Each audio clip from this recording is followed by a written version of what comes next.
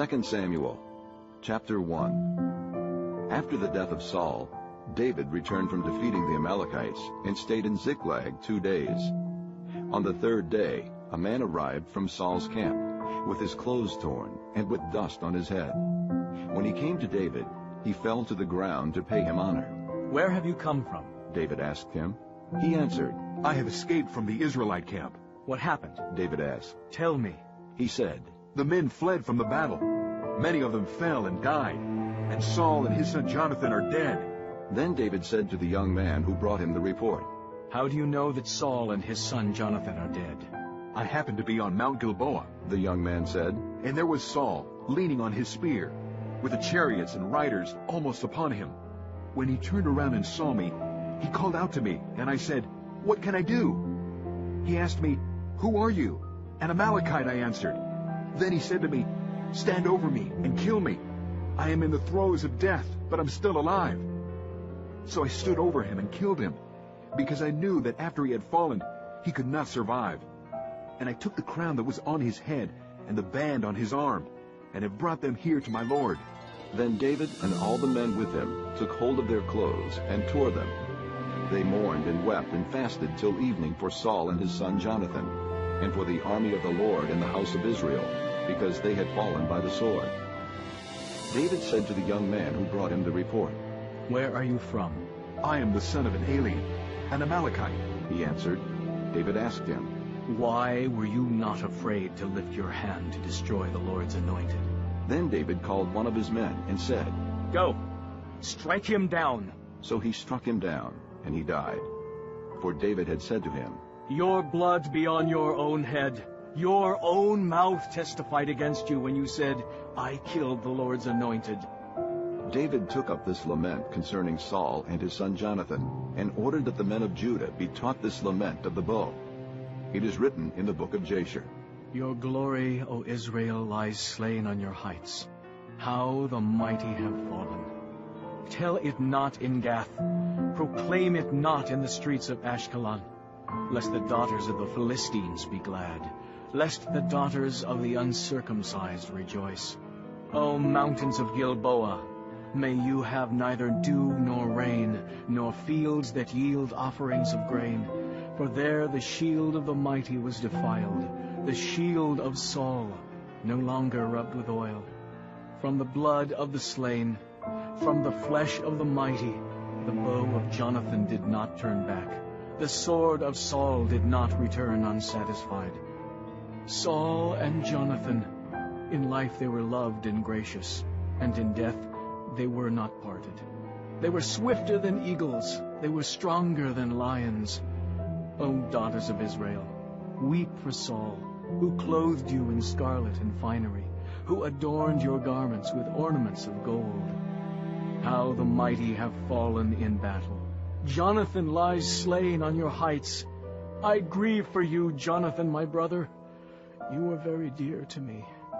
Your love for me was wonderful, more wonderful than that of women. How the mighty have fallen. The weapons of war have perished." Chapter 2. In the course of time, David inquired of the Lord. "Shall I go up to one of the towns of Judah?" He asked. The Lord said, "Go up." David asked, "Where shall I go?" "To Hebron," the Lord answered. So David went up there with his 2 wives, Ahinoam of Jezreel, and Abigail, the widow of Nabal of Carmel. David also took the men who were with him, each with his family, and they settled in Hebron and its towns. Then the men of Judah came to Hebron, and there they anointed David king over the house of Judah. When David was told that it was the men of Jabesh-Gilead who had buried Saul, he sent messengers to the men of Jabesh-Gilead to say to them, "The Lord bless you for showing this kindness to Saul your master, by burying him. May the Lord now show you kindness and faithfulness, and I too will show you the same favor, because you have done this. Now then, be strong and brave, for Saul your master is dead, and the house of Judah has anointed me king over them." Meanwhile, Abner, son of Ner, the commander of Saul's army, had taken Ishbosheth, son of Saul, and brought him over to Mahanaim. He made him king over Gilead, Asherai, and Jezreel, and also over Ephraim, Benjamin, and all Israel. Ishbosheth, son of Saul, was 40 years old when he became king over Israel, and he reigned 2 years. The house of Judah, however, followed David. The length of time David was king in Hebron over the house of Judah was 7 years and 6 months. Abner, son of Ner, together with the men of Ishbosheth, son of Saul, left Mahanaim and went to Gibeon. Joab, son of Zeruiah, and David's men went out and met them at the pool of Gibeon. One group sat down on one side of the pool, and one group on the other side. Then Abner said to Joab, "Let's have some of the young men get up and fight hand-to-hand in front of us." "All right, let them do it," Joab said. So they stood up and were counted off, 12 men for Benjamin and Ishbosheth, son of Saul, and 12 for David. Then each man grabbed his opponent by the head and thrust his dagger into his opponent's side, and they fell down together. So that place in Gibeon was called Helkath Azurim. The battle that day was very fierce, and Abner and the men of Israel were defeated by David's men. The 3 sons of Zeruiah were there, Joab, Abishai, and Asahel. Now Asahel was as fleet-footed as a wild gazelle. He chased Abner, turning neither to the right nor to the left as he pursued him. Abner looked behind him and asked, "Is that you, Asahel?" "It is." He answered. Then Abner said to him, "Turn aside to the right or to the left. Take on one of the young men and strip him of his weapons." But Asahel would not stop chasing him. Again Abner warned Asahel. "Stop chasing me! Why should I strike you down? How can I look your brother Joab in the face?" But Asahel refused to give up the pursuit. So Abner thrust the butt of his spear into Asahel's stomach, and the spear came out through his back. He fell there and died on the spot. And every man stopped when he came to the place where Asahel had fallen and died. But Joab and Abishai pursued Abner, and as the sun was setting, they came to the hill of Ammah, near Giah, on the way to the wasteland of Gibeon. Then the men of Benjamin rallied behind Abner. They formed themselves into a group and took their stand on top of a hill. Abner called out to Joab, "Must the sword devour forever? Don't you realize that this will end in bitterness? How long before you order your men to stop pursuing their brothers?" Joab answered, "As surely as God lives, if you had not spoken, the men would have continued the pursuit of their brothers until morning." So Joab blew the trumpet, and all the men came to a halt. They no longer pursued Israel, nor did they fight any more. All that night Abner and his men marched through the Arabah. They crossed the Jordan, continued through the whole Bithron, and came to Mahanaim. Then Joab returned from pursuing Abner and assembled all his men. Besides Asahel, 19 of David's men were found missing. But David's men had killed 360 Benjamites who were with Abner. They took Asahel and buried him in his father's tomb at Bethlehem. Then Joab and his men marched all night and arrived at Hebron by daybreak. Chapter 3. The war between the house of Saul and the house of David lasted a long time. David grew stronger and stronger, while the house of Saul grew weaker and weaker. Sons were born to David in Hebron. His firstborn was Amnon, the son of Ahinoam of Jezreel. His second, Gilead, the son of Abigail, the widow of Nabal of Carmel. The third, Absalom, the son of Maacah, daughter of Talmai, king of Geshur. The fourth, Adonijah, the son of Haggith. The fifth, Shephatiah, the son of Abidal. And the sixth, Ithream, the son of David's wife Eglah. These were born to David in Hebron. During the war between the house of Saul and the house of David, Abner had been strengthening his own position in the house of Saul. Now Saul had had a concubine named Rizpah, daughter of Aiah. And Ishbosheth said to Abner, "Why did you sleep with my father's concubine?" Abner was very angry because of what Ishbosheth said, and he answered, "Am I a dog's head on Judah's side? This very day I am loyal to the house of your father Saul and to his family and friends. I haven't handed you over to David, yet now you accuse me of an offense involving this woman. May God deal with Abner, be it ever so severely, if I do not do for David what the Lord promised him on oath, and transfer the kingdom from the house of Saul, and establish David's throne over Israel and Judah from Dan to Beersheba." Ishbosheth did not dare to say another word to Abner, because he was afraid of him. Then Abner sent messengers on his behalf to say to David, Whose land is it? Make an agreement with me, and I will help you bring all Israel over to you. Good, said David. I will make an agreement with you, but I demand one thing of you. Do not come into my presence unless you bring Michal, daughter of Saul, when you come to see me.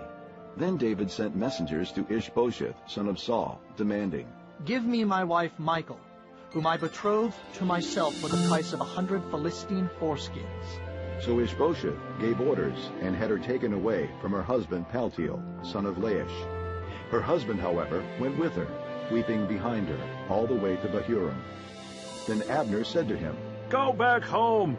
So he went back. Abner conferred with the elders of Israel and said, For some time you have wanted to make David your king. Now do it. For the Lord promised David, By my servant David I will rescue my people Israel from the hand of the Philistines, and from the hand of all their enemies. Abner also spoke to the Benjamites in person. Then he went to Hebron to tell David everything that Israel and the whole house of Benjamin wanted to do. When Abner, who had 20 men with him, came to David at Hebron, David prepared a feast for him and his men. Then Abner said to David, Let me go at once and assemble all Israel for my lord the king, so that they may make a compact with you, and that you may rule over all that your heart desires. So David sent Abner away, and he went in peace. Just then David's men and Joab returned from a raid, and brought with them a great deal of plunder. But Abner was no longer with David in Hebron, because David had sent him away, and he had gone in peace. When Joab and all the soldiers with him arrived, he was told that Abner, son of Ner, had come to the king, and that the king had sent him away, and that he had gone in peace. So Joab went to the king and said, What have you done? Look, Abner came to you. Why did you let him go? Now he is gone. You know Abner, son of Ner. He came to deceive you and observe your movements and find out everything you are doing. Joab then left David and sent messengers after Abner, and they brought him back from the well of Sirah. But David did not know it. Now when Abner returned to Hebron, Joab took him aside into the gateway, as though to speak with him privately. And there, to avenge the blood of his brother Asahel, Joab stabbed him in the stomach, and he died. Later, when David heard about this, he said, I and my kingdom are forever innocent before the Lord concerning the blood of Abner, son of Ner. May his blood fall upon the head of Joab, and upon all his father's house. May Joab's house never be without someone who has a running sore, or leprosy, or who leans on a crutch, or who falls by the sword, or who lacks food. Joab and his brother Abishai murdered Abner because he had killed their brother Asahel in the battle at Gibeon. Then David said to Joab and all the people with him, Tear your clothes and put on sackcloth and walk in mourning in front of Abner. King David himself walked behind the bier. They buried Abner in Hebron, and the king wept aloud at Abner's tomb. All the people wept also. The king sang this lament for Abner. Should Abner have died as the lawless die? Your hands were not bound, your feet were not fettered. You fell as one falls before wicked men. And all the people wept over him again. Then they all came and urged David to eat something while it was still day. But David took an oath, saying, May God deal with me, be it ever so severely, if I taste bread or anything else before the sun sets. All the people took note and were pleased. Indeed, everything the king did pleased them. So on that day, all the people and all Israel knew that the king had no part in the murder of Abner, son of Ner. Then the king said to his men, Do you not realize that a prince and a great man has fallen in Israel this day? And today, though I am the anointed king, I am weak, and these sons of Zeruiah are too strong for me. May the Lord repay the evildoer according to his evil deeds.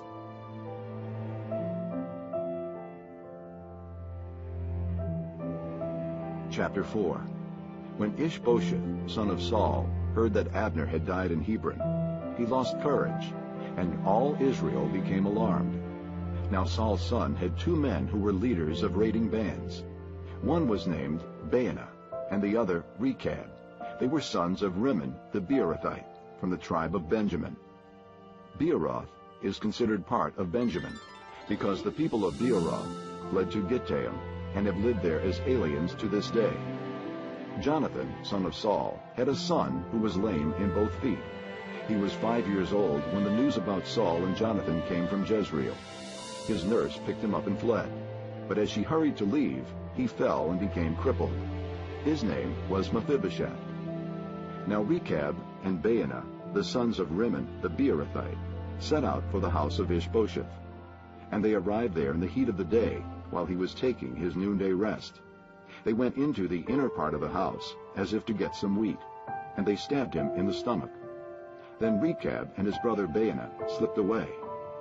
They had gone into the house while he was lying on the bed in his bedroom. After they stabbed and killed him, they cut off his head. Taking it with them, they traveled all night by way of the Arabah. They brought the head of Ishbosheth to David at Hebron, and said to the king, "Here is the head of Ishbosheth, son of Saul, your enemy, who tried to take your life. This day the Lord has avenged my lord the king against Saul and his offspring." David answered Rechab and his brother Baanah, the sons of Rimmon the Beerothite, As surely as the Lord lives, who has delivered me out of all trouble, when a man told me Saul is dead, and thought he was bringing good news, I seized him and put him to death in Ziklag. That was the reward I gave him for his news. How much more, when wicked men have killed an innocent man in his own house and on his own bed, should I not now demand his blood from your hand and rid the earth of you? So David gave an order to his men, and they killed them. They cut off their hands and feet, and hung the bodies by the pool in Hebron. But they took the head of Ishbosheth, and buried it in Abner's tomb at Hebron. Chapter 5. All the tribes of Israel came to David at Hebron and said, "We are your own flesh and blood. In the past, while Saul was king over us, you were the one who led Israel on their military campaigns. And the Lord said to you, 'You will shepherd my people Israel, and you will become their ruler.'" When all the elders of Israel had come to King David at Hebron, the king made a compact with them at Hebron before the Lord, and they anointed David king over Israel. David was 30 years old when he became king, and he reigned 40 years. In Hebron he reigned over Judah 7 years and 6 months, and in Jerusalem he reigned over all Israel and Judah 33 years. The king and his men marched to Jerusalem to attack the Jebusites, who lived there. The Jebusites said to David, "You will not get in here. Even the blind and the lame can ward you off." They thought. "David cannot get in here." Nevertheless, David captured the fortress of Zion, the city of David. On that day, David said, Anyone who conquers the Jebusites will have to use the water shaft to reach those lame and blind who are David's enemies. That is why they say, the blind and lame will not enter the palace. David then took up residence in the fortress and called it the City of David. He built up the area around it, from the supporting terraces inward, and he became more and more powerful, because the Lord God Almighty was with him. Now Hiram, king of Tyre, sent messengers to David along with cedar logs and carpenters and stonemasons, and they built a palace for David. And David knew that the Lord had established him as king over Israel, and had exalted his kingdom for the sake of his people Israel. After he left Hebron, David took more concubines and wives in Jerusalem, and more sons and daughters were born to him. These are the names of the children born to him there: Shemuah, Shobab, Nathan, Solomon, Ibhar, Elishua, Nepheg, Japhiah, Elishama, Eliada, and Eliphalet. When the Philistines heard that David had been anointed king over Israel, they went up in full force to search for him. But David heard about it and went down to the stronghold. Now the Philistines had come and spread out in the valley of Rephaim. So David inquired of the Lord, Shall I go and attack the Philistines? Will you hand them over to me? The Lord answered him, Go, for I will surely hand the Philistines over to you. So David went to Baal Perazim, and there he defeated them. He said, As waters break out, the Lord has broken out against my enemies before me. So that place was called Baal Perazim. The Philistines abandoned their idols there, and David and his men carried them off. Once more the Philistines came up and spread out in the valley of Rephaim. So David inquired of the Lord, and he answered, Do not go straight up, but circle around behind them and attack them in front of the balsam trees. As soon as you hear the sound of marching in the tops of the balsam trees, move quickly, because that will mean the Lord has gone out in front of you to strike the Philistine army. So David did as the Lord commanded him, and he struck down the Philistines all the way from Gibeon to Gezer. Chapter 6. David again brought together out of Israel chosen men, 30,000 in all. He and all his men set out from Baalah of Judah to bring up from there the ark of God, which is called by the name of the Lord Almighty, who is enthroned between the cherubim that are on the ark. They set the ark of God on a new cart and brought it from the house of Abinadab, which was on the hill.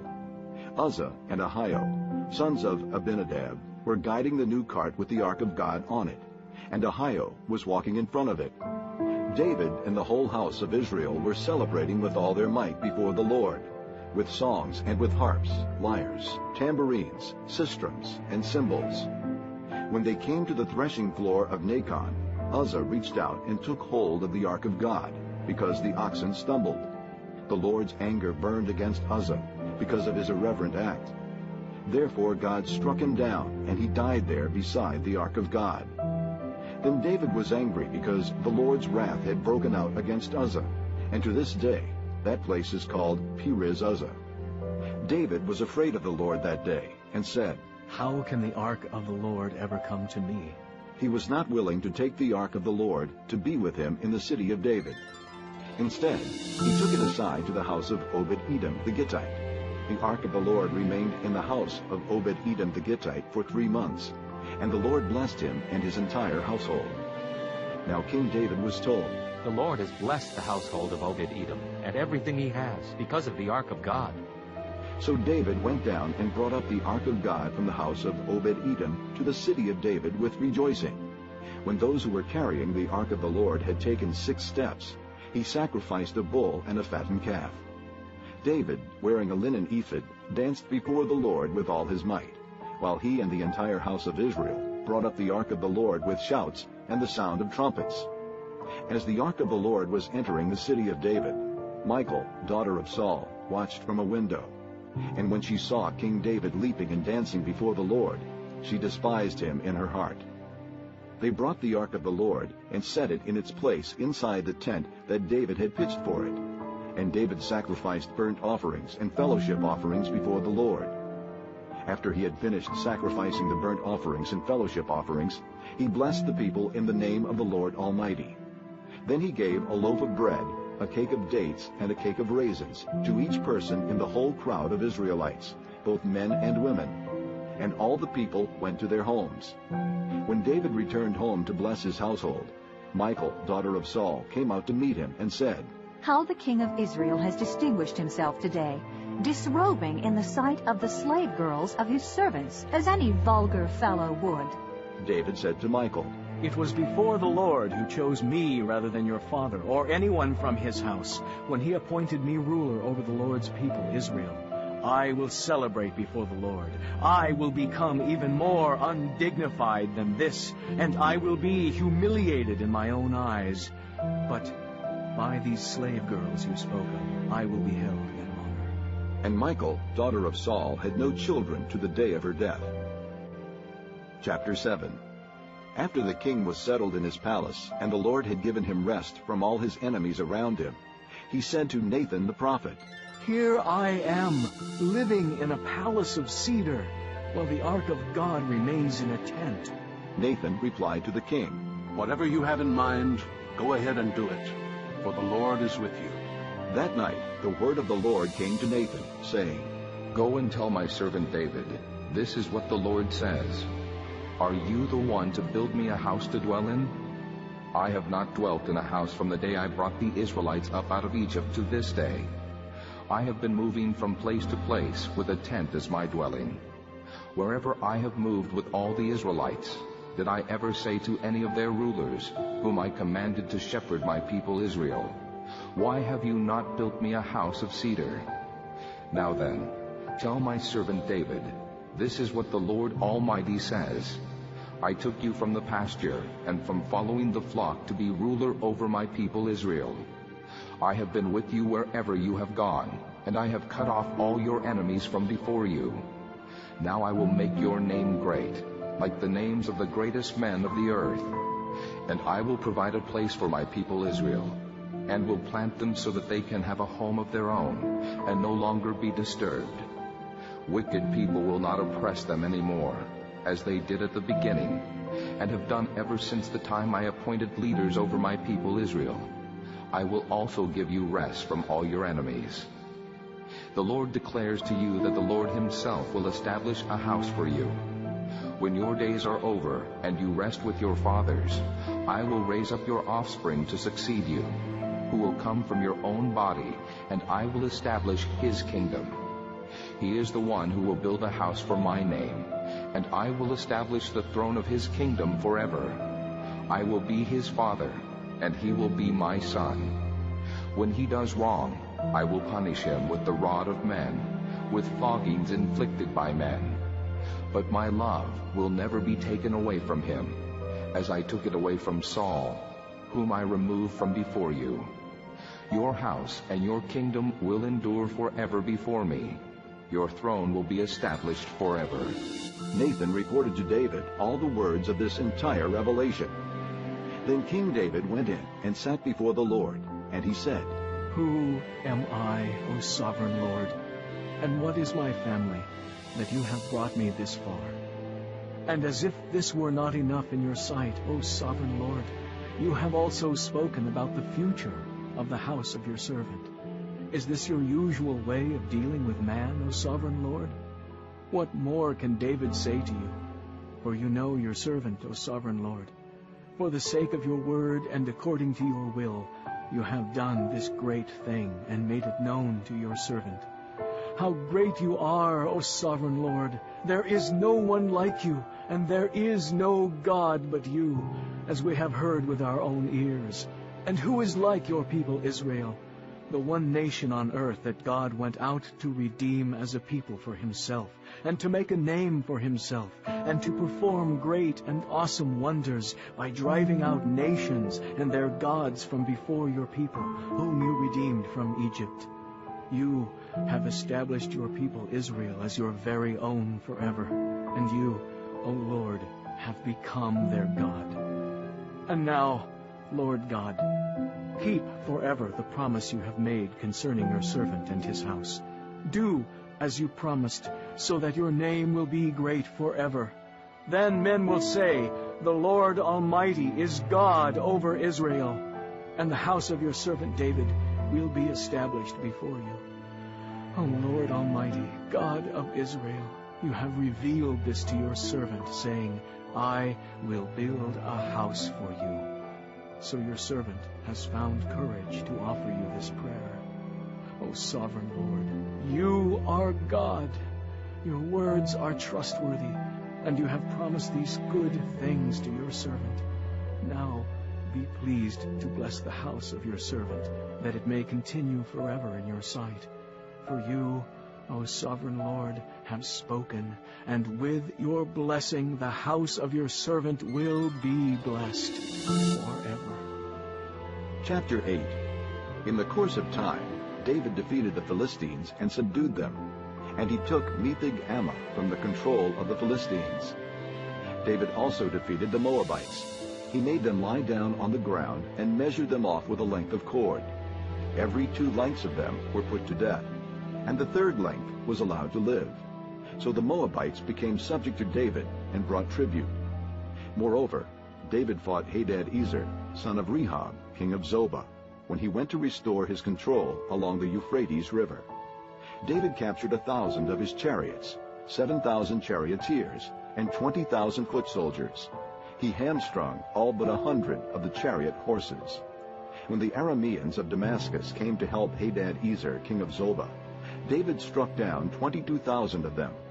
He put garrisons in the Aramean kingdom of Damascus, and the Arameans became subject to him and brought tribute. the Lord gave David victory wherever he went. David took the gold shields that belonged to the officers of Hadad-ezer and brought them to Jerusalem. From Tebah and Berothai, towns that belonged to Hadad-ezer, King David took a great quantity of bronze. When Tu, king of Hamath, heard that David had defeated the entire army of Hadad-ezer, he sent his son Joram to King David to greet him and congratulate him on his victory in battle over Hadad-ezer, who had been at war with Tu. Joram brought with him articles of silver and gold and bronze.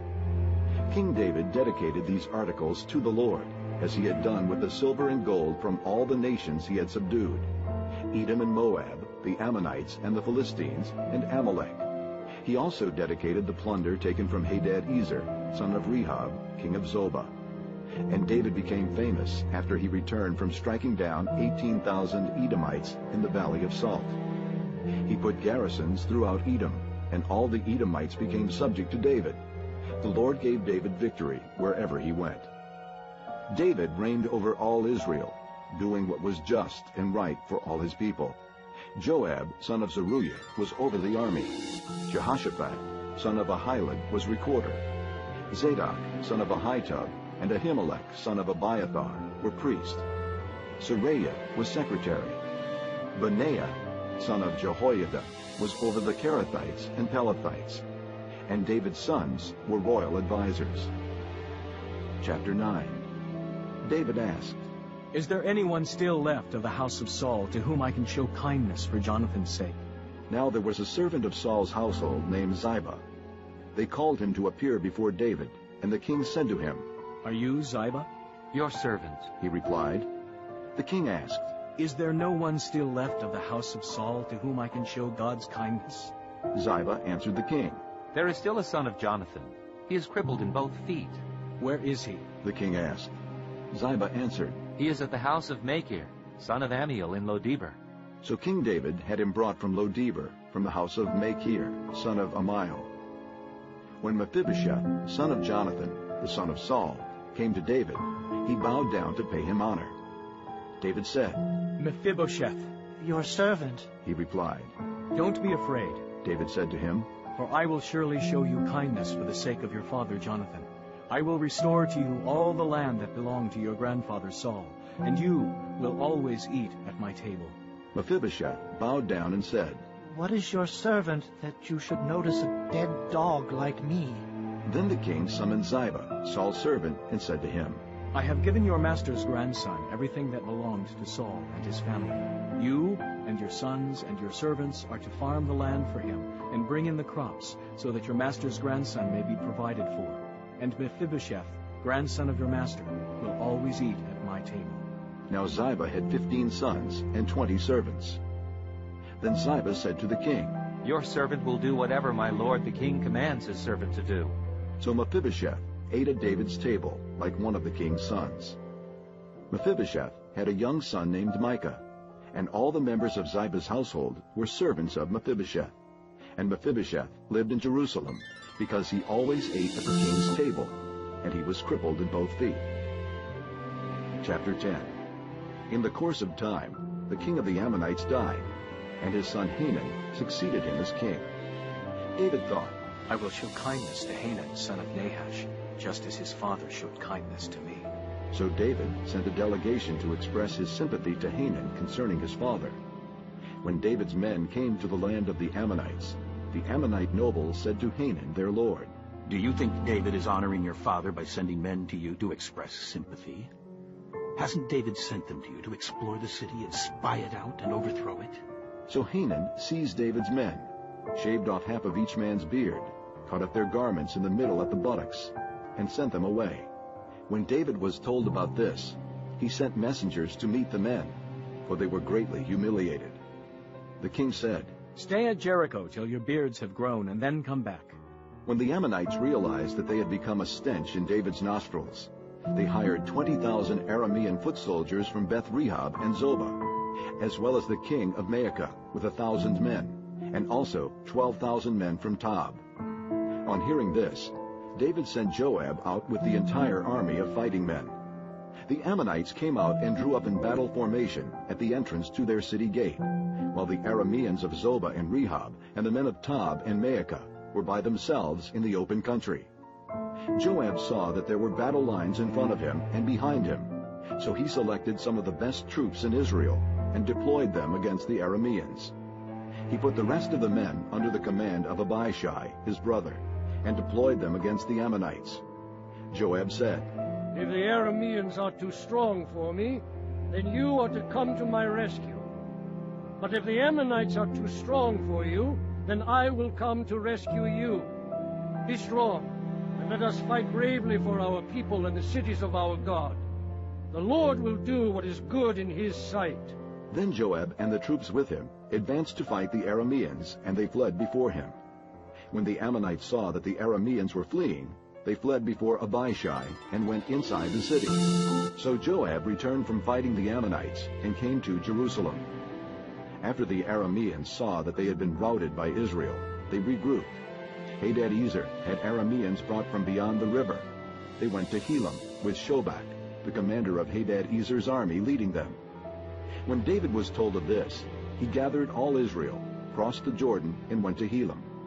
The Arameans formed their battle lines to meet David and fought against him. But they fled before Israel, and David killed 700 of their charioteers and 40,000 of their foot soldiers. He also struck down Shobak, the commander of their army, and he died there. When all the kings who were vassals of Hadadezer saw that they had been defeated by Israel, they made peace with the Israelites and became subject to them. So the Arameans were afraid to help the Ammonites anymore. Chapter 11. In the spring, at the time when kings go off to war, David sent Joab out with the king's men and the whole Israelite army. They destroyed the Ammonites and besieged Rabbah, but David remained in Jerusalem. One evening, David got up from his bed and walked around on the roof of the palace. From the roof he saw a woman bathing. The woman was very beautiful, and David sent someone to find out about her. The man said, "Isn't this Bathsheba, the daughter of Eliam, and the wife of Uriah the Hittite?" Then David sent messengers to get her. She came to him, and he slept with her. She had purified herself from her uncleanness. Then she went back home. The woman conceived and sent word to David, saying, "I am pregnant." So David sent this word to Joab, "Send me Uriah the Hittite." And Joab sent him to David. When Uriah came to him, David asked him how Joab was, how the soldiers were, and how the war was going. Then David said to Uriah, "Go down to your house and wash your feet." So Uriah left the palace, and a gift from the king was sent after him. But Uriah slept at the entrance to the palace with all his master's servants, and did not go down to his house. When David was told, Uriah did not go home, he asked him, "Haven't you just come from a distance? Why didn't you go home?" Uriah said to David, The ark and Israel and Judah are staying in tents. My master Joab and my lord's men are camped in the open fields. How could I go to my house to eat and drink and lie with my wife? As surely as you live, I will not do such a thing." Then David said to him, "Stay here one more day, and tomorrow I will send you back." So Uriah remained in Jerusalem that day and the next. At David's invitation, he ate and drank with him, and David made him drunk. But in the evening, Uriah went out to sleep on his mat among his master's servants. He did not go home. In the morning, David wrote a letter to Joab and sent it with Uriah. In it he wrote, "Put Uriah in the front line where the fighting is fiercest. Then withdraw from him so he will be struck down and die." So while Joab had the city under siege, he put Uriah at a place where he knew the strongest defenders were. When the men of the city came out and fought against Joab, some of the men in David's army fell. Moreover, Uriah the Hittite died. Joab sent David a full account of the battle. He instructed the messenger, "When you have finished giving the king this account of the battle, the king's anger may flare up, and he may ask you, 'Why did you get so close to the city to fight? Didn't you know they would shoot arrows from the wall? Who killed Abimelech, son of Jerubbesheth?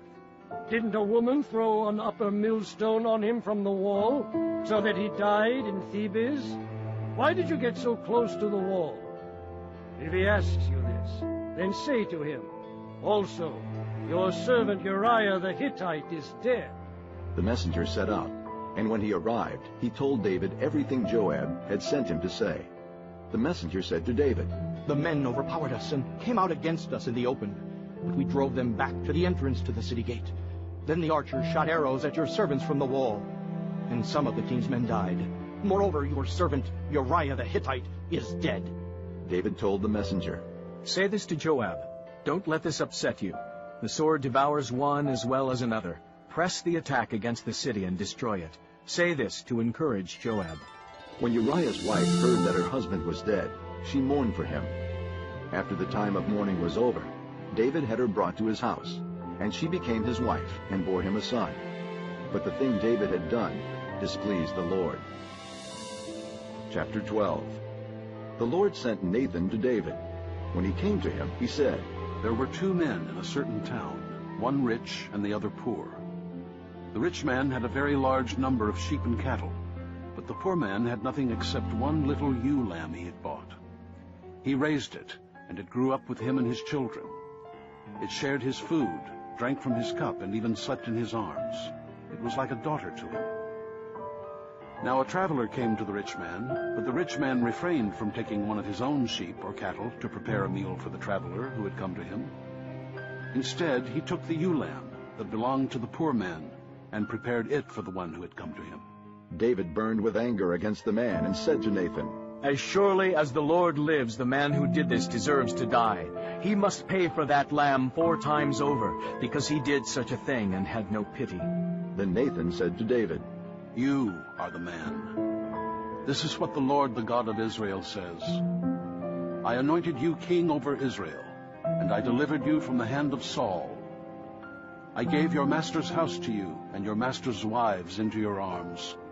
I gave you the house of Israel and Judah. And if all this had been too little, I would have given you even more. Why did you despise the word of the Lord by doing what is evil in his eyes? You struck down Uriah the Hittite with the sword and took his wife to be your own.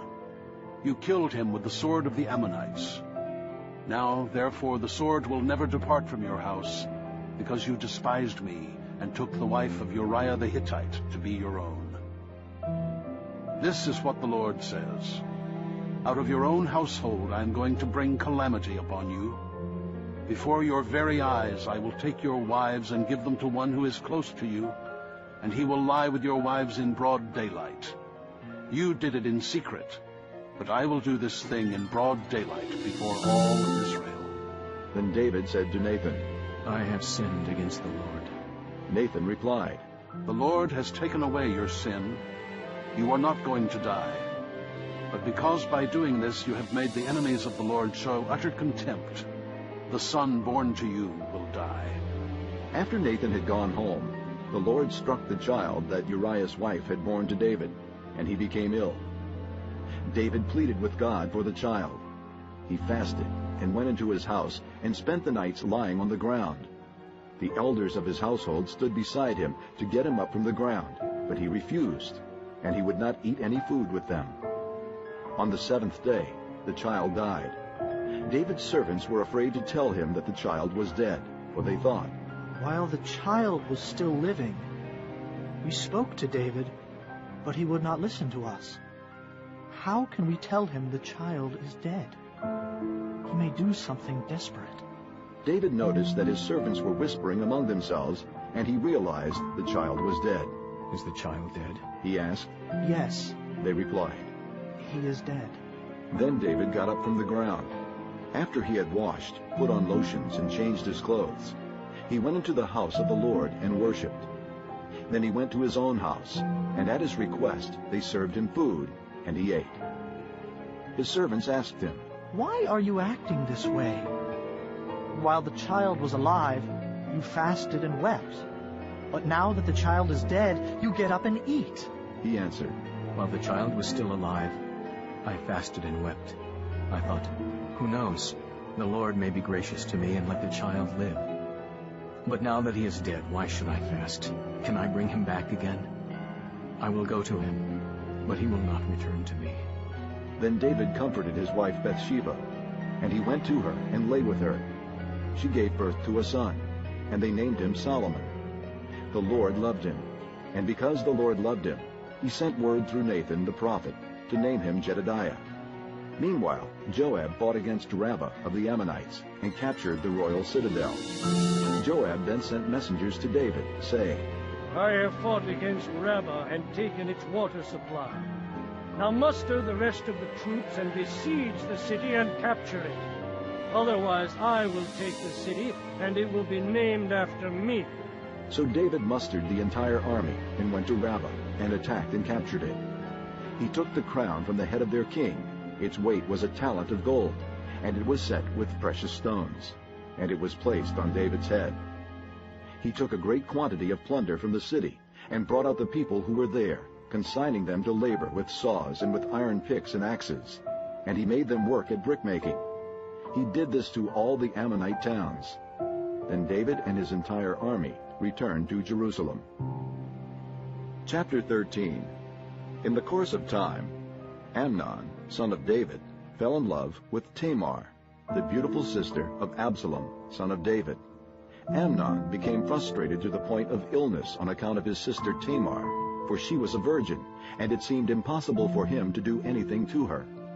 Now Amnon had a friend named Jonadab, son of Shimeah, David's brother. Jonadab was a very shrewd man. He asked Amnon, Why do you, the king's son, look so haggard morning after morning? Won't you tell me? Amnon said to him, I'm in love with Tamar, my brother Absalom's sister.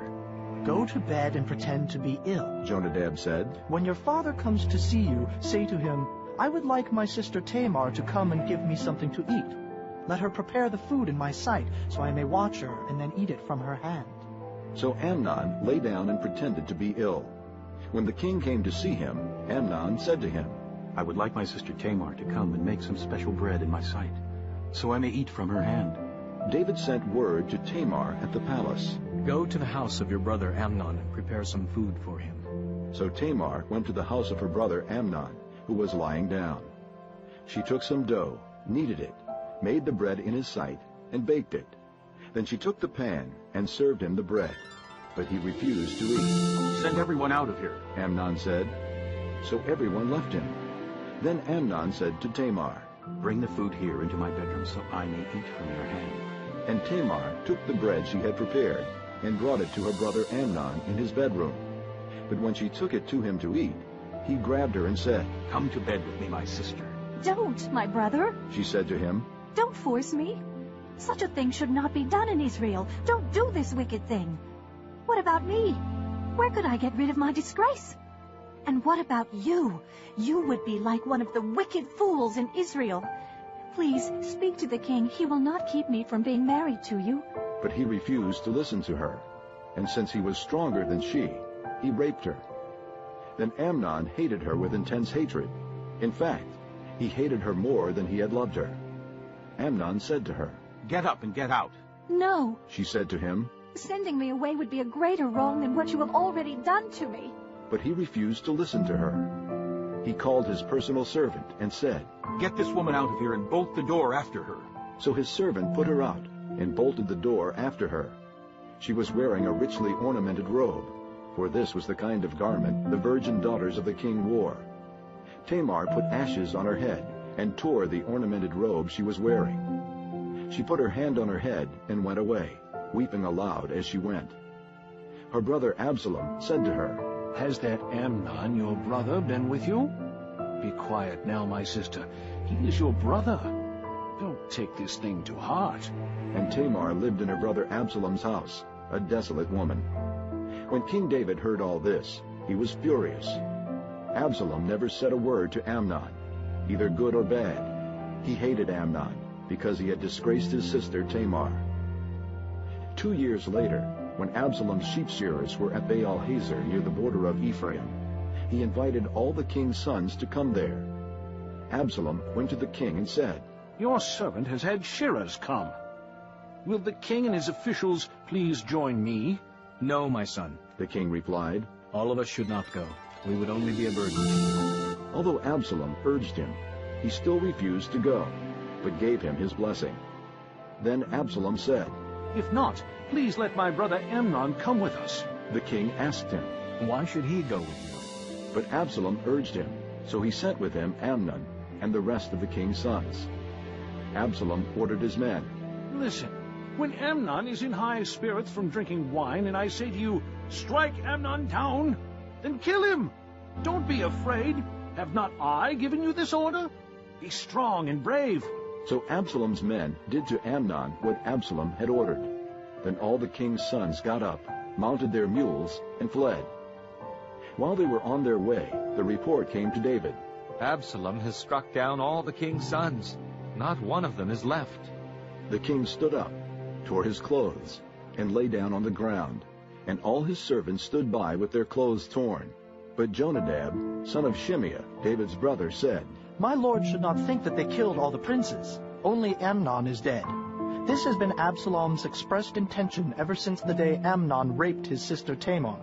My lord the king should not be concerned about the report that all the king's sons are dead. Only Amnon is dead. Meanwhile, Absalom had fled. Now the man standing watch looked up and saw many people on the road west of him, coming down the side of the hill. The watchman went and told the king. I see men in the direction of Horonaim, on the side of the hill. Jonadab said to the king, See, the king's sons are here. It has happened just as your servant said. As he finished speaking, the king's sons came in, wailing loudly. The king, too, and all his servants wept very bitterly. Absalom fled and went to Talmai, son of Ammihud, the king of Geshur. But King David mourned for his son every day. After Absalom fled and went to Geshur, he stayed there 3 years. And the spirit of the king longed to go to Absalom, for he was consoled concerning Amnon's death. Chapter 14. Joab, son of Zeruiah, knew that the king's heart longed for Absalom. So Joab sent someone to Tekoa, and had a wise woman brought from there. He said to her, Pretend you are in mourning. Dress in mourning clothes, and don't use any cosmetic lotions. Act like a woman who has spent many days grieving for the dead. Then go to the king and speak these words to him. And Joab put the words in her mouth. When the woman from Tekoa went to the king, she fell with her face to the ground to pay him honor. And she said, Help me, O king. The king asked her, What is troubling you? She said, I am indeed a widow. My husband is dead. I, your servant, had 2 sons. They got into a fight with each other in the field, and no one was there to separate them. One struck the other and killed him. Now the whole clan has risen up against your servant. They say, Hand over the one who struck his brother down, so that we may put him to death for the life of his brother whom he killed. Then we will get rid of the heir as well. They would put out the only burning coal I have left, leaving my husband neither name nor descendant on the face of the earth. The king said to the woman, Go home, and I will issue an order in your behalf.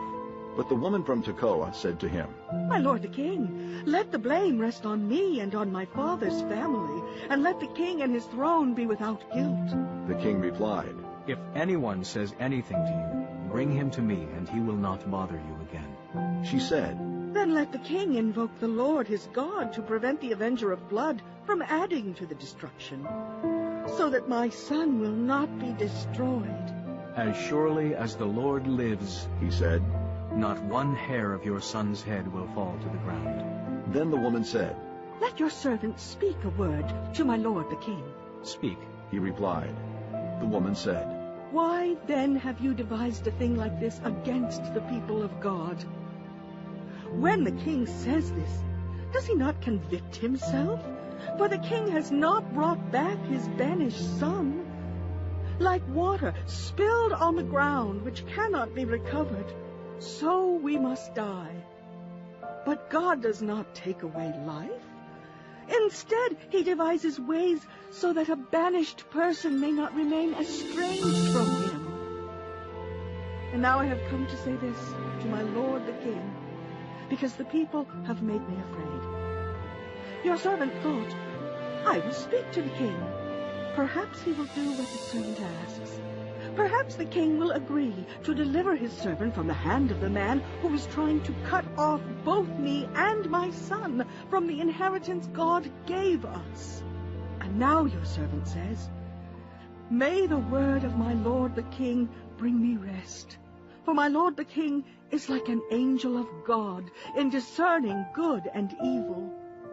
May the Lord your God be with you. Then the king said to the woman, Do not keep from me the answer to what I am going to ask you. Let my lord the king speak. The woman said. The king asked, Isn't the hand of Joab with you in all this? The woman answered, As surely as you live, my lord the king, no one can turn to the right or to the left from anything my lord the king says. Yes, it was your servant Joab who instructed me to do this, and who put all these words into the mouth of your servant. Your servant Joab did this to change the present situation. My lord has wisdom like that of an angel of God. He knows everything that happens in the land. The king said to Joab, Very well, I will do it. Go, bring back the young man Absalom. Joab fell with his face to the ground to pay him honor, and he blessed the king. Joab said, Today your servant knows that he has found favor in your eyes, my lord the king, because the king has granted his servant's request. Then Joab went to Geshur, and brought Absalom back to Jerusalem. But the king said, He must go to his own house. He must not see my face. So Absalom went to his own house, and did not see the face of the king. In all Israel there was not a man so highly praised for his handsome appearance as Absalom. From the top of his head to the sole of his foot, there was no blemish in him. Whenever he cut the hair of his head, he used to cut his hair from time to time when it became too heavy for him. He would weigh it, and its weight was 200 shekels by the royal standard. 3 sons and a daughter were born to Absalom. The daughter's name was Tamar, and she became a beautiful woman. Absalom lived 2 years in Jerusalem without seeing the king's face. Then Absalom sent for Joab in order to send him to the king, but Joab refused to come to him. So he sent a second time, but he refused to come. Then he said to his servants, Look, Joab's field is next to mine, and he has barley there. Go and set it on fire. So Absalom's servants set the field on fire. Then Joab did go to Absalom's house, and he said to him, Why have your servants set my field on fire? Absalom said to Joab, Look, I sent word to you and said, Come here so I can send you to the king to ask, Why have I come from Geshur? It would be better for me if I were still there. Now then, I want to see the king's face, and if I am guilty of anything, let him put me to death. So Joab went to the king and told him this. Then the king summoned Absalom, and he came in and bowed down with his face to the ground before the king. And the king kissed Absalom. Chapter 15. In the course of time, Absalom provided himself with a chariot and horses, and with 50 men to run ahead of him. He would get up early and stand by the side of the road leading to the city gate. Whenever anyone came with a complaint to be placed before the king for a decision, Absalom would call out to him. What town are you from? He would answer, Your servant is from one of the tribes of Israel. Then Absalom would say to him, Look, your claims are valid and proper, but there is no representative of the king to hear you. And Absalom would add, If only I were appointed judge in the land, then everyone who has a complaint or case could come to me, and I would see that he gets justice.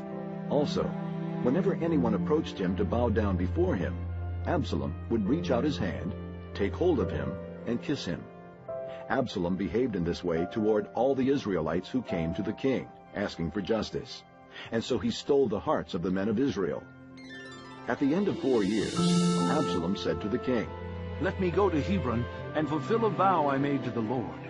While your servant was living at Geshur in Aram, I made this vow. If the Lord takes me back to Jerusalem, I will worship the Lord in Hebron. The king said to him, Go in peace. So he went to Hebron. Then Absalom sent secret messengers throughout the tribes of Israel to say, As soon as you hear the sound of the trumpets, then say, Absalom is king in Hebron. 200 men from Jerusalem had accompanied Absalom. They had been invited as guests and went quite innocently, knowing nothing about the matter. While Absalom was offering sacrifices, he also sent for Ahithophel, the Gilonite, David's counselor, to come from Gilo, his hometown. And so the conspiracy gained strength, and Absalom's following kept on increasing. A messenger came and told David, The hearts of the men of Israel are with Absalom. Then David said to all his officials who were with him in Jerusalem, Come, we must flee, or none of us will escape from Absalom. We must leave immediately, or he will move quickly to overtake us and bring ruin upon us and put the city to the sword. The king's officials answered him, Your servants are ready to do whatever our lord the king chooses. The king set out, with his entire household following him.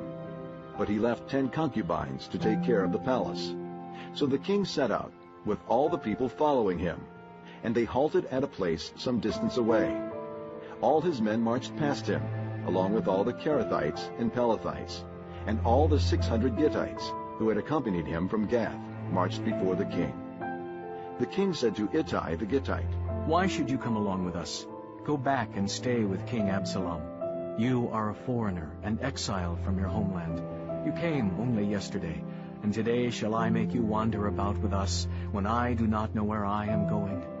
Go back and take your countrymen. May kindness and faithfulness be with you. But Ittai replied to the king, As surely as the Lord lives, and as my lord the king lives, wherever my lord the king may be, whether it means life or death, there will your servant be. David said to Ittai, Go ahead, march on. So Ittai the Gittite marched on with all his men and the families that were with him. The whole countryside wept aloud as all the people passed by. The king also crossed the Kidron Valley, and all the people moved on toward the desert. Zadok was there too, and all the Levites who were with him were carrying the Ark of the Covenant of God. They set down the Ark of God, and Abiathar offered sacrifices until all the people had finished leaving the city. Then the king said to Zadok, Take the Ark of God back into the city. If I find favor in the Lord's eyes, he will bring me back and let me see it and his dwelling place again. But if he says, I am not pleased with you, then I am ready. Let him do to me whatever seems good to him. The king also said to Zadok the priest, Aren't you a seer? Go back to the city in peace with your son Ahimaaz and Jonathan, son of Abiathar. You and Abiathar take your 2 sons with you. I will wait at the fords in the desert until word comes from you to inform me. So Zadok and Abiathar took the Ark of God back to Jerusalem and stayed there. But David continued up the Mount of Olives, weeping as he went. His head was covered, and he was barefoot. All the people with him covered their heads too, and were weeping as they went up. Now David had been told, Ahithophel is among the conspirators with Absalom. So David prayed, O Lord, turn Ahithophel's counsel into foolishness. When David arrived at the summit, where people used to worship God, Hushai the Archite was there to meet him, his robe torn and dust on his head. David said to him, If you go with me, you will be a burden to me. But if you return to the city and say to Absalom, I will be your servant, O king. I was your father's servant in the past, but now I will be your servant. Then you can help me by frustrating Ahithophel's advice. Won't the priests Zadok and Abiathar be there with you? Tell them anything you hear in the king's palace. Their 2 sons, Ahimaaz, son of Zadok, and Jonathan, son of Abiathar, are there with them. Send them to me with anything you hear. So David's friend Hushai arrived at Jerusalem as Absalom was entering the city. Chapter 16. When David had gone a short distance beyond the summit, there was Ziba, the steward of Mephibosheth, waiting to meet him. He had a string of donkeys saddled and loaded with 200 loaves of bread, 100 cakes of raisins, 100 cakes of figs, and a skin of wine. The king asked Ziba, Why have you brought these? Ziba answered, The donkeys are for the king's household to ride on. The bread and fruit are for the men to eat, and the wine is to refresh those who become exhausted in the desert. The king then asked, Where is your master's grandson? Ziba said to him, He is staying in Jerusalem, because he thinks, Today the house of Israel will give me back my grandfather's kingdom. Then the king said to Ziba, All that belonged to Mephibosheth is now yours. I humbly bow. Ziba said, May I find favor in your eyes, my lord the king. As King David approached Bahurim, a man from the same clan as Saul's family came out from there. His name was Shimei, son of Gera, and he cursed as he came out. He pelted David and all the king's officials with stones, though all the troops and the special guard were on David's right and left. As he cursed, Shimei said, Get out! Get out, you man of blood, you scoundrel! The Lord has repaid you for all the blood you shed in the household of Saul, in whose place you have reigned. The Lord has handed the kingdom over to your son Absalom. You have come to ruin because you are a man of blood. Then Abishai, son of Zeruiah, said to the king, Why should this dead dog curse my lord the king? Let me go over and cut off his head. But the king said, What do you and I have in common, you sons of Zeruiah? If he is cursing because the Lord said to him, Curse David, who can ask, Why do you do this? David then said to Abishai and all his officials, My son, who is of my own flesh, is trying to take my life. How much more then this Benjamite? Leave him alone. Let him curse, for the Lord has told him to. It may be that the Lord will see my distress and repay me with good for the cursing I am receiving today. So David and his men continued along the road, while Shimei was going along the hillside opposite him, cursing as he went, and throwing stones at him, and showering him with dirt. The king and all the people with him arrived at their destination exhausted, and there he refreshed himself. Meanwhile, Absalom and all the men of Israel came to Jerusalem, and Ahithophel was with him. Then Hushai the Archite, David's friend, went to Absalom and said to him, Long live the king! Long live the king! Absalom asked Hushai, Is this the love you show your friend? Why didn't you go with your friend? Hushai said to Absalom, No. The one chosen by the Lord, by these people, and by all the men of Israel, his I will be, and I will remain with him. Furthermore, whom should I serve? Should I not serve the son? Just as I served your father, so I will serve you. Absalom said to Ahithophel, Give us your advice. What should we do? Ahithophel answered, Lie with your father's concubines, whom he left to take care of the palace. Then all Israel will hear that you have made yourself a stench in your father's nostrils, and the hands of everyone with you will be strengthened. So they pitched a tent for Absalom on the roof, and he lay with his father's concubines in the sight of all Israel. Now in those days, the advice Ahithophel gave was like that of one who inquires of God.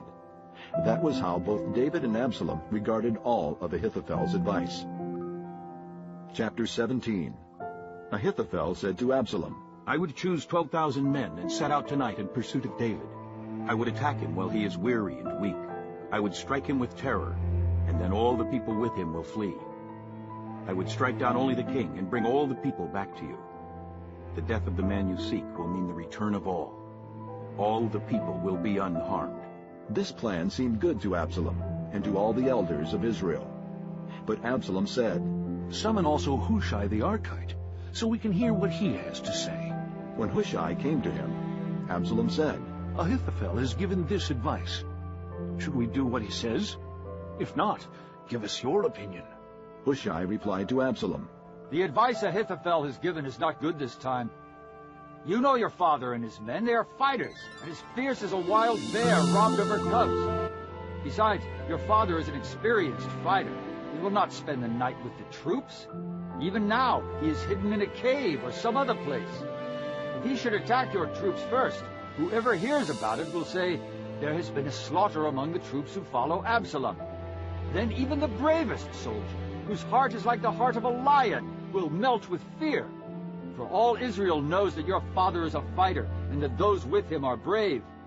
So I advise you, let all Israel, from Dan to Beersheba, as numerous as the sand on the seashore, be gathered to you, with you yourself leading them into battle. Then we will attack him wherever he may be found, and we will fall on him as dew settles on the ground. Neither he nor any of his men will be left alive. If he withdraws into a city, then all Israel will bring ropes to that city, and we will drag it down to the valley until not even a piece of it can be found. Absalom and all the men of Israel said, The advice of Hushai the Archite is better than that of Ahithophel. For the Lord had determined to frustrate the good advice of Ahithophel in order to bring disaster on Absalom. Hushai told Zadok and Abiathar the priests, Ahithophel has advised Absalom and the elders of Israel to do such and such, but I have advised them to do so and so. Now send a message immediately and tell David, Do not spend the night at the fords in the desert. Cross over without fail, or the king and all the people with him will be swallowed up. Jonathan and Ahimaaz were staying at Enrogel. A servant girl was to go and inform them, and they were to go and tell King David, for they could not risk being seen entering the city. But a young man saw them and told Absalom. So the two of them left quickly and went to the house of a man in Bahurim. He had a well in his courtyard, and they climbed down into it. His wife took a covering and spread it out over the opening of the well and scattered grain over it. No one knew anything about it. When Absalom's men came to the woman at the house, they asked, "Where are Ahimaaz and Jonathan?" The woman answered them, They crossed over the brook. The men searched but found no one, so they returned to Jerusalem. After the men had gone, the two climbed out of the well and went to inform King David. They said to him, "Set out and cross the river at once. Ahithophel has advised such and such against you." So David and all the people with him set out and crossed the Jordan. By daybreak, no one was left who had not crossed the Jordan. When Ahithophel saw that his advice had not been followed, he saddled his donkey and set out for his house in his hometown. He put his house in order and then hanged himself. So he died and was buried in his father's tomb. David went to Mahanaim, and Absalom crossed the Jordan with all the men of Israel. Absalom had appointed Amasa over the army in place of Joab. Amasa was the son of a man named Jether, an Israelite who had married Abigail, the daughter of Nahash, and sister of Zeruiah, the mother of Joab. The Israelites and Absalom camped in the land of Gilead. When David came to Mahanaim, Shobai, son of Nahash, from Rabbah of the Ammonites, and Machir, son of Ammiel, from Lo-debar, and Barzillai the Gileadite from Rogelim, brought bedding and bowls and articles of pottery. They also brought wheat and barley, flour and roasted grain, beans and lentils, honey and curds, sheep, and cheese from cow's milk for David and his people to eat. For they said, "The people have become hungry and tired and thirsty in the desert." Chapter 18. David mustered the men who were with him, and appointed over them commanders of thousands and commanders of hundreds. David sent the troops out, a third under the command of Joab, a third under Joab's brother Abishai son of Zeruiah, and a third under Ittai the Gittite. The king told the troops, I myself will surely march out with you. But the men said, You must not go out. If we are forced to flee, they won't care about us.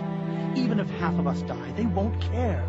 But you are worth 10,000 of us. It would be better now for you to give us support from the city. The king answered, I will do whatever seems best to you. So the king stood beside the gate, while all the men marched out in units of hundreds and of thousands. The king commanded Joab, Abishai, and Ittai, Be gentle with the young man Absalom for my sake. And all the troops heard the king giving orders concerning Absalom to each of the commanders. The army marched into the field to fight Israel, and the battle took place in the forest of Ephraim. There the army of Israel was defeated by David's men, and the casualties that day were great, 20,000 men. The battle spread out over the whole countryside, and the forest claimed more lives that day than the sword. Now Absalom happened to meet David's men. He was riding his mule, and as the mule went under the thick branches of a large oak, Absalom's head got caught in the tree. He was left hanging in midair, while the mule he was riding kept on going. When one of the men saw this, he told Joab, I just saw Absalom hanging in an oak tree. Joab said to the man who had told him this, What? You saw him? Why didn't you strike him to the ground right there? Then I would have had to give you 10 shekels of silver and a warrior's belt. But the man replied, Even if 1,000 shekels were weighed out into my hands, I would not lift my hand against the king's son. In our hearing, the king commanded you and Abishai and Ittai, Protect the young man Absalom for my sake. And if I had put my life in jeopardy, and nothing is hidden from the king, you would have kept your distance from me. Joab said, I'm not going to wait like this for you. So he took 3 javelins in his hand and plunged them into Absalom's heart, while Absalom was still alive in the oak tree. And 10 of Joab's armor-bearers surrounded Absalom, struck him, and killed him. Then Joab sounded the trumpet, and the troops stopped pursuing Israel, for Joab halted them. They took Absalom, threw him into a big pit in the forest, and piled up a large heap of rocks over him. Meanwhile, all the Israelites fled to their homes. During his lifetime, Absalom had taken a pillar and erected it in the king's valley as a monument to himself, for he thought, I have no son to carry on the memory of my name. He named the pillar after himself, and it is called Absalom's monument to this day. Now Ahimaaz, son of Zadok, said, Let me run and take the news to the king, that the Lord has delivered him from the hand of his enemies. You are not the one to take the news today. Joab told him. You may take the news another time, but you must not do so today, because the king's son is dead. Then Joab said to a Cushite, Go, tell the king what you have seen. The Cushite bowed down before Joab and ran off. Ahimaaz, son of Zadok, again said to Joab, Come what may, please let me run behind the Cushite. But Joab replied, My son, why do you want to go? You don't have any news that will bring you a reward. He said, Come what may, I want to run. So Joab said, Run. Then Ahimaaz ran by way of the plain, and outran the Cushite. While David was sitting between the inner and outer gates, the watchman went up to the roof of the gateway by the wall. As he looked out, he saw a man running along. The watchman called out to the king and reported it. The king said, If he is alone, he must have good news. And the man came closer and closer. Then the watchman saw another man running, and he called down to the gatekeeper, Look, another man running alone. The king said, He must be bringing good news too. The watchman said, It seems to me that the first one runs like Ahimaaz, son of Zadok. He's a good man. The king said. He comes with good news. Then Ahimaaz called out to the king. All is well. He bowed down before the king with his face to the ground and said, Praise be to the Lord your God. He has delivered up the men who lifted their hands against my lord the king. The king asked, Is the young man Absalom safe? Ahimaaz answered, I saw great confusion, just as Joab was about to send the king's servant, and me, your servant, but I don't know what it was. The king said, Stand aside and wait here. So he stepped aside and stood there. Then the Cushite arrived and said, My lord the king, hear the good news. The Lord has delivered you today from all who rose up against you. The king asked the Cushite, Is the young man Absalom safe? The Cushite replied, May the enemies of my lord the king and all who rise up to harm you be like that young man. The king was shaken. He went up to the room over the gateway and wept. As he went, he said, Oh, my son Absalom, my son Absalom, if only I had died instead of you. Oh, Absalom, my son. Chapter 19. Joab was told, The king is weeping and mourning for Absalom. And for the whole army, the victory that day was turned into mourning, because on that day the troops heard it said, The king is grieving for his son. The men stole into the city that day as men steal in who are ashamed when they flee from battle. The king covered his face and cried aloud, Oh, my son Absalom! Oh, Absalom, my son! Then Joab went into the house to the king and said, Today you have humiliated all your men, who have just saved your life, and the lives of your sons and daughters, and the lives of your wives and concubines. You love those who hate you, and hate those who love you. You have made it clear today that the commanders and their men mean nothing to you. I see that you would be pleased if Absalom were alive today and all of us were dead. Now go out and encourage your men. I swear by the Lord that if you don't go out, not a man will be left with you by nightfall. This will be worse for you than all the calamities that have come upon you from your youth till now. So the king got up and took his seat in the gateway. When the men were told, The king is sitting in the gateway, they all came before him. Meanwhile, the Israelites had fled to their homes. Throughout the tribes of Israel, the people were all arguing with each other, saying, The king delivered us from the hand of our enemies. He is the one who rescued us from the hand of the Philistines. But now he has fled the country because of Absalom. And Absalom, whom we anointed to rule over us, has died in battle. So why do you say nothing about bringing the king back? King David sent this message to Zadok and Abiathar, the priests. Ask the elders of Judah, why should you be the last to bring the king back to his palace? since what is being said throughout Israel has reached the king at his quarters. You are my brothers, my own flesh and blood, so why should you be the last to bring back the king? And say to Amasa, are you not my own flesh and blood? May God deal with me, be it ever so severely, if from now on you are not the commander of my army in place of Joab. He won over the hearts of all the men of Judah, as though they were one man. They sent word to the king, Return, you and all your men. Then the king returned, and went as far as the Jordan. Now the men of Judah had come to Gilgal to go out and meet the king and bring him across the Jordan. Shimei, son of Gera, the Benjamite from Bahurim, hurried down with the men of Judah to meet King David. With him were 1,000 Benjamites, along with Ziba, the steward of Saul's household, and his 15 sons and 20 servants. They rushed to the Jordan where the king was. They crossed at the ford to take the king's household over, and to do whatever he wished. When Shimei, son of Gera, crossed the Jordan, he fell prostrate before the king, and said to him, May my lord not hold me guilty. Do not remember how your servant did wrong on the day my lord the king left Jerusalem. May the king put it out of his mind. For I, your servant, know that I have sinned.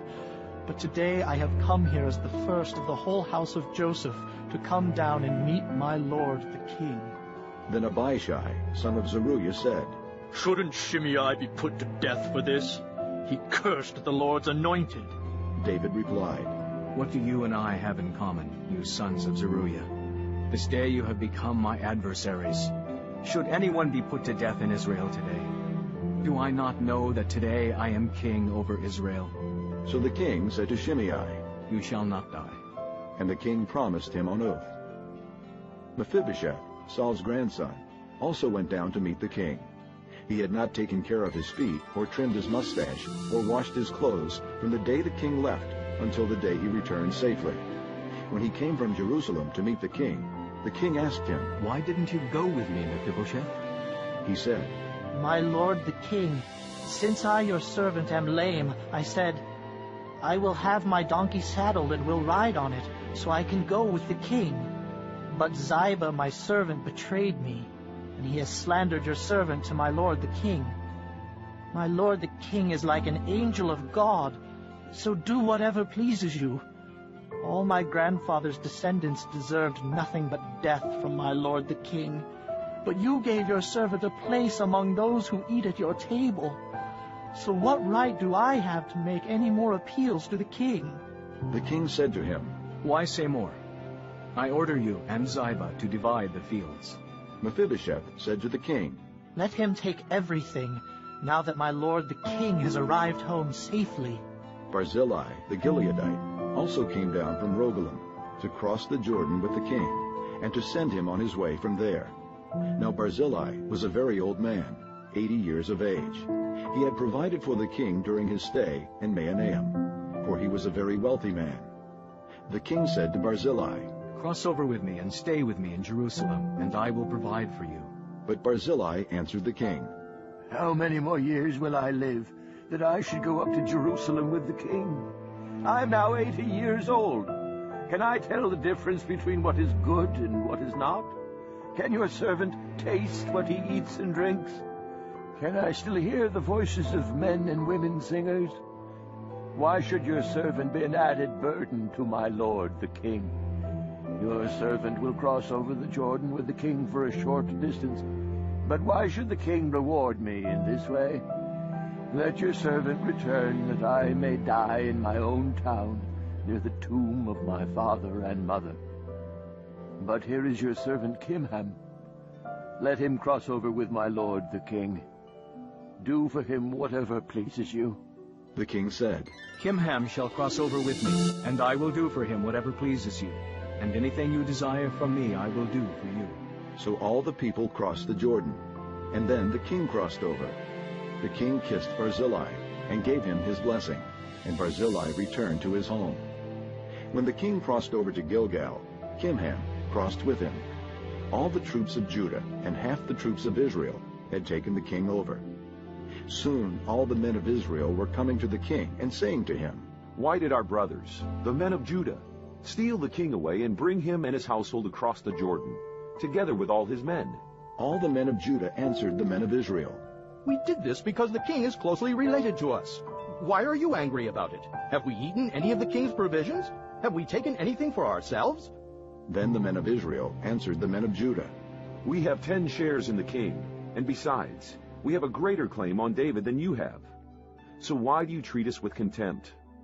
Were we not the first to speak of bringing back our king? But the men of Judah responded even more harshly than the men of Israel.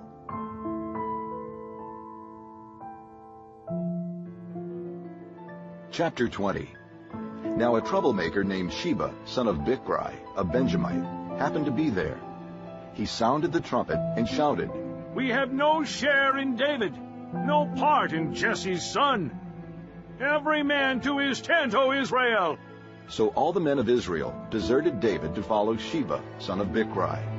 But the men of Judah stayed by their king all the way from the Jordan to Jerusalem. When David returned to his palace in Jerusalem, he took the 10 concubines he had left to take care of the palace and put them in a house under guard. He provided for them, but did not lie with them. They were kept in confinement till the day of their death, living as widows.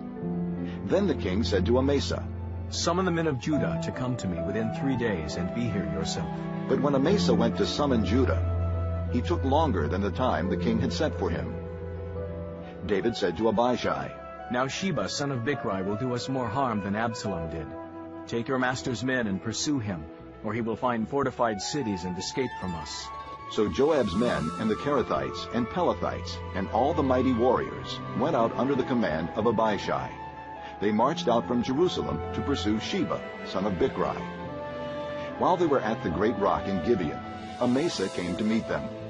Joab was wearing his military tunic, and strapped over it at his waist was a belt with a dagger in its sheath.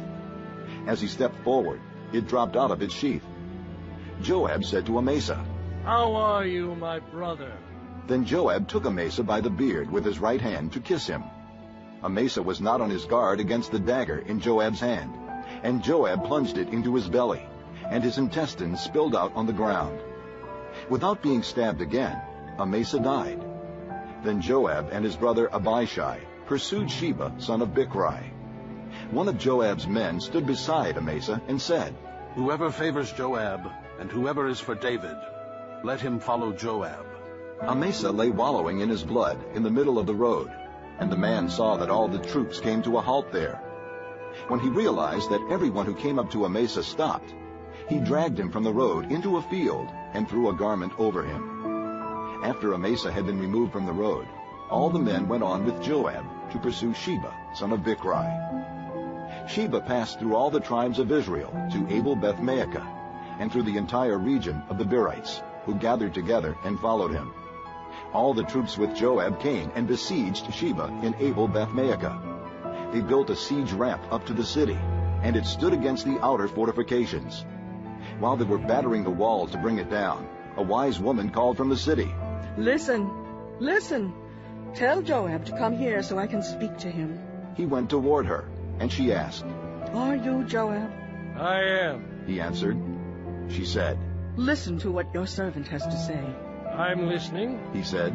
She continued, "Long ago they used to say, 'Get your answer at Abel,' and that settled it. We are the peaceful and faithful in Israel. You are trying to destroy a city that is a mother in Israel. Why do you want to swallow up the Lord's inheritance?" "Far be it from me," Joab replied. "Far be it from me to swallow up or destroy. That is not the case. A man named Sheba, son of Bichri, from the hill country of Ephraim, has lifted up his hand against the king, against David. Hand over this one man, and I'll withdraw from the city." The woman said to Joab, "His head will be thrown to you from the wall." Then the woman went to all the people with her wise advice, and they cut off the head of Sheba, son of Bichri, and threw it to Joab. So he sounded the trumpet, and his men dispersed from the city, each returning to his home. And Joab went back to the king in Jerusalem. Joab was over Israel's entire army. Benaiah, son of Jehoiada, was over the Kerethites and Pelethites. Adoniram was in charge of forced labor. Jehoshaphat, son of Ahilud, was recorder. Sheva was secretary. Zadok and Abiathar were priests. And Ira, the Jairite, was David's priest. Chapter 21. During the reign of David, there was a famine for 3 successive years. So David sought the face of the Lord. The Lord said, "It is on account of Saul and his blood-stained house. It is because he put the Gibeonites to death." The king summoned the Gibeonites and spoke to them. Now the Gibeonites were not a part of Israel, but were survivors of the Amorites. The Israelites had sworn to spare them, but Saul, in his zeal for Israel and Judah, had tried to annihilate them.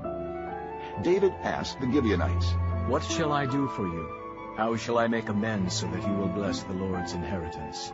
The Gibeonites answered him, "We have no right to demand silver or gold from Saul or his family, nor do we have the right to put anyone in Israel to death." "What do you want me to do for you?" David asked.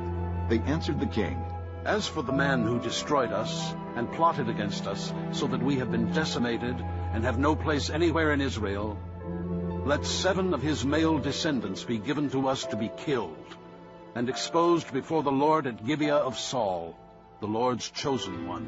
So the king said, "I will give them to you." The king spared Mephibosheth, son of Jonathan, the son of Saul, because of the oath before the Lord between David and Jonathan, son of Saul. But the king took Armoni and Mephibosheth, the 2 sons of Aiah's daughter, Rizpah, whom she had borne to Saul, together with the 5 sons of Saul's daughter, Merab, whom she had borne to Adriel, son of Barzillai, the Maholathite. He handed them over to the Gibeonites, who killed and exposed them on a hill before the Lord. All 7 of them fell together. They were put to death during the first days of the harvest, just as the barley harvest was beginning. Rizpah, daughter of Aiah, took sackcloth and spread it out for herself on a rock. From the beginning of the harvest till the rain poured down from the heavens on the bodies, she did not let the birds of the air touch them by day, or the wild animals by night. When David was told what Aiah's daughter Rizpah, Saul's concubine, had done, he went and took the bones of Saul and his son Jonathan from the citizens of Jabesh-Gilead. They had taken them secretly from the public square at Bethshan, where the Philistines had hung them after they struck Saul down on Gilboa. David brought the bones of Saul and his son Jonathan from there, and the bones of those who had been killed and exposed were gathered up. They buried the bones of Saul and his son Jonathan in the tomb of Saul's father Kish at Zelah in Benjamin, and did everything the king commanded. After that, God answered prayer in behalf of the land. Once again, there was a battle between the Philistines and Israel. David went down with his men to fight against the Philistines, and he became exhausted. And Ishbi-Benob, one of the descendants of Rapha, whose bronze spearhead weighed 300 shekels, and who was armed with a new sword, said he would kill David. But Abishai, son of Zeruiah, came to David's rescue. He struck the Philistine down and killed him. Then David's men swore to him, saying, "Never again will you go out with us to battle, so that the lamp of Israel will not be extinguished." In the course of time, there was another battle with the Philistines at Gob. At that time, Sibbecai, the Hushathite, killed Saph, one of the descendants of Rapha. In another battle with the Philistines at Gob, Elhanan, son of Jairi-Oregim, the Bethlehemite, killed Goliath the Gittite, who had a spear with a shaft like a weaver's rod. In still another battle, which took place at Gath, there was a huge man with 6 fingers on each hand and 6 toes on each foot, 24 in all. He also was descended from Rapha. When he taunted Israel, Jonathan, son of Shimeah, David's brother, killed him. These 4 were descendants of Rapha in Gath, and they fell at the hands of David and his men. Chapter 22. David sang to the Lord the words of this song when the Lord delivered him from the hand of all his enemies and from the hand of Saul. He said, "The Lord is my rock, my fortress and my deliverer. My God is my rock in whom I take refuge, my shield and the horn of my salvation. He is my stronghold, my refuge and my Savior. From violent men you save me. I call to the Lord who is worthy of praise, and I am saved from my enemies. The waves of death swirled about me. The torrents of destruction overwhelmed me. The cords of the grave coiled around me. The snares of death confronted me. In my distress, I called to the Lord. I called out to my God. From his temple, he heard my voice. My cry came to his ears. The earth trembled and quaked. The foundations of the heavens shook. They trembled because he was angry. Smoke rose from his nostrils. Consuming fire came from his mouth. Burning coals blazed out of it. He parted the heavens and came down. Dark clouds were under his feet. He mounted the cherubim and flew. He soared on the wings of the wind. He made darkness his canopy around him, the dark rain clouds of the sky. Out of the brightness of his presence, bolts of lightning blazed forth. The Lord thundered from heaven. The voice of the Most High resounded. He shot arrows and scattered the enemies, bolts of lightning and routed them. The valleys of the sea were exposed, and the foundations of the earth laid bare at the rebuke of the Lord, at the blast of breath from his nostrils. He reached down from on high and took hold of me.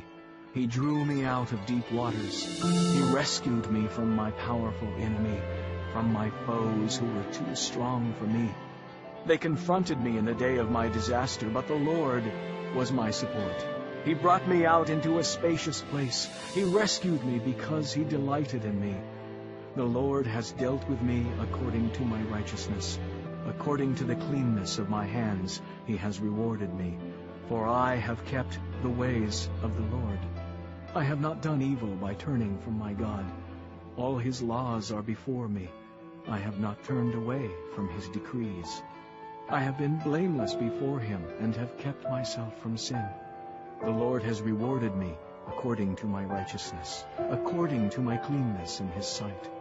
To the faithful you show yourself faithful. To the blameless you show yourself blameless. To the pure you show yourself pure. But to the crooked you show yourself shrewd. You save the humble, but your eyes are on the haughty to bring them low. You are my lamp, O Lord. The Lord turns my darkness into light. With your help, I can advance against a troop. With my God, I can scale a wall. As for God, his way is perfect. The word of the Lord is flawless. He is a shield for all who take refuge in him. For who is God besides the Lord? And who is the rock except our God? It is God who arms me with strength and makes my way perfect. He makes my feet like the feet of a deer. He enables me to stand on the heights. He trains my hands for battle. My arms can bend a bow of bronze. You give me your shield of victory. You stoop down to make me great. You broaden the path beneath me so that my ankles do not turn. I pursued my enemies and crushed them. I did not turn back till they were destroyed. I crushed them completely, and they could not rise. They fell beneath my feet. You armed me with strength for battle. You made my adversaries bow at my feet. You made my enemies turn their backs in flight, and I destroyed my foes. They cried for help, but there was no one to save them. To the Lord, but he did not answer. I beat them as fine as the dust of the earth. I pounded and trampled them like mud in the streets. You have delivered me from the attacks of my people. You have preserved me as the head of nations. People I did not know are subject to me, and foreigners come cringing to me. As soon as they hear me, they obey me. They all lose heart. They come trembling from their strongholds. The Lord lives! Praise be to my rock! Exalted be God, the rock, my Savior. He is the God who avenges me, who puts the nations under me, who sets me free from my enemies. You exalted me above my foes. From violent men you rescued me. Therefore, I will praise you, O Lord, among the nations. I will sing praises to your name. He gives his king great victories. He shows unfailing kindness to his anointed, to David and his descendants forever. Chapter 23. These are the last words of David. The oracle of David, son of Jesse. The oracle of the man exalted by the Most High. The man anointed by the God of Jacob. Israel's singer of songs. The Spirit of the Lord spoke through me. His word was on my tongue. The God of Israel spoke. The rock of Israel said to me, when one rules over men in righteousness, when he rules in the fear of God, he is like the light of morning at sunrise, on a cloudless morning, like the brightness after rain, the brings the grass from the earth. Is not my house right with God? Has he not made with me an everlasting covenant, arranged and secured in every part? Will he not bring to fruition my salvation, and grant me my every desire? But evil men are all to be cast aside like thorns, which are not gathered with the hand. Whoever touches thorns uses a tool of iron, or the shaft of a spear. They are burned up where they lie. These are the names of David's mighty men. Josheb-Bashebeth, a Tekemonite, was chief of the three. He raised his spear against 800 men, whom he killed in one encounter. Next to him was Eleazar, son of Dodai, the Ahohite. As one of the three mighty men, he was with David when they taunted the Philistines gathered at Pasdammim for battle. Then the men of Israel retreated, but he stood his ground and struck down the Philistines till his hand grew tired and froze to the sword. The Lord brought about a great victory that day. The troops returned to Eleazar, but only to strip the dead. Next to him was Shammah, son of Agi, the Hararite. When the Philistines banded together at a place where there was a field full of lentils, Israel's troops fled from them. But Shammah took his stand in the middle of the field. He defended it and struck the Philistines down, and the Lord brought about a great victory. During harvest time, 3 of the 30 chief men came down to David at the cave of Adullam, while a band of Philistines was encamped in the valley of Rephaim. At that time, David was in the stronghold, and the Philistine garrison was at Bethlehem. David longed for water and said, "Oh, that someone would get me a drink of water from the well near the gate of Bethlehem." So the 3 mighty men broke through the Philistine lines, drew water from the well near the gate of Bethlehem, and carried it back to David. But he refused to drink it. Instead, he poured it out before the Lord. "Far be it from me, O Lord, to do this," he said. "Is it not the blood of men who went at the risk of their lives?" And David would not drink it. Such were the exploits of the 3 mighty men. Abishai, the brother of Joab, son of Zeruiah, was chief of the 3. He raised his spear against 300 men, whom he killed, and so he became as famous as the 3. Was he not held in greater honor than the 3? He became their commander, even though he was not included among them. Benaiah, son of Jehoiada, was a valiant fighter from Kabzeel, who performed great exploits. He struck down 2 of Moab's best men. He also went down into a pit on a snowy day and killed a lion, and he struck down a huge Egyptian. Although the Egyptian had a spear in his hand, Benaiah went against him with a club. He snatched the spear from the Egyptian's hand and killed him with his own spear. Such were the exploits of Benaiah, son of Jehoiada. He too was as famous as the 3 mighty men. He was held in greater honor than any of the 30, but he was not included among the 3. And David put him in charge of his bodyguard. Among the 30 were Asahel, the brother of Joab, Elhanan, son of Dodo, from Bethlehem, Shammah the Haradite, Elika the Haradite, Helez the Paltite, Ira, son of Ikesh, from Tekoa, Abiezer from Anathoth, Mebunai the Hushathite, Zalman the Ahohite, Meharai the Netophathite, Helid, son of Baanah the Netophathite, Ithai, son of Ribai, from Gibeah in Benjamin, Benaiah the Pirathonite, Hiddai from the ravines of Gaash, Abi-Alban the Arbathite, Asmaveth the Barhumite, Eliabah the Shaalbanite, the sons of Jashan, Jonathan, son of Shammah the Hararite, Ahiam, son of Sherar the Hararite, Eliphalet, son of Ahasbai the Maacathite, Eliam, son of Ahithophel the Gilonite, Hezro the Carmelite, Pearai the Arbite, Igal, son of Nathan from Zobah, the son of Hagrai, Zelek the Ammonite, Naharai the Beerothite, the armor-bearer of Joab, son of Zeruiah, Ira the Ithrite, Gareb the Ithrite, and Uriah the Hittite. There were 37 in all. Chapter 24. Again the anger of the Lord burned against Israel, and he incited David against them, saying, "Go and take a census of Israel and Judah, So the king said to Joab and the army commanders with him, "Go throughout the tribes of Israel from Dan to Beersheba, and enroll the fighting men, so that I may know how many there are." But Joab replied to the king, May the Lord your God multiply the troops 100 times over, and may the eyes of my lord the king see it. But why does my lord the king want to do such a thing? The king's word, however, overruled Joab and the army commanders. So they left the presence of the king to enroll the fighting men of Israel. After crossing the Jordan, they camped near Aroer, south of the town in the gorge, and then went through Gad and on to Jazer. They went to Gilead and the region of Tatim-Hadshai, and on to Dan-Jain, and around toward Sidon. Then they went toward the fortress of Tyre, and all the towns of the Hivites and Canaanites. Finally, they went on to Beersheba, in the Negev of Judah. After they had gone through the entire land, they came back to Jerusalem at the end of 9 months and 20 days. Joab reported the number of the fighting men to the king. In Israel, there were 800,000 able-bodied men who could handle a sword, and in Judah, 500,000.